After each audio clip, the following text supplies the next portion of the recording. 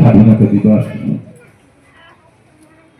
এই গত রাত্রে আমাদের মাননীয় মুখ্যমন্ত্রী মমতা বন্দ্যোপাধ্যায় রাত্রি মধ্যরাতে আমাদের স্বাধীনতা দিবসে আমাদের ফ্ল্যাগ উত্তোলন করেছেন এবং বিভিন্ন জেলায় আমাদের তৃণমূল কংগ্রেসের জেলার সভাপতিরা মধ্যরাতে আমাদের ফ্ল্যাগ উত্তোলন করেছে, বিভিন্ন ব্লকে করেছে।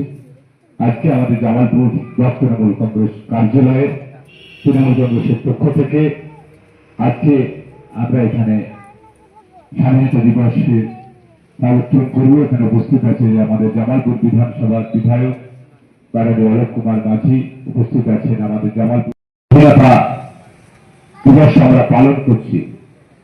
যারা এই স্বাধীনতা আনার জন্য যারা আজকে প্রাণ দিয়েছে তাদেরকে শ্রদ্ধা জানাই। কারণ হাজার হাজার মানুষ, লক্ষ লক্ষ মানুষ তারা প্রাণ দিয়েছে ব্রিটিশকে তাড়াবার জন্য।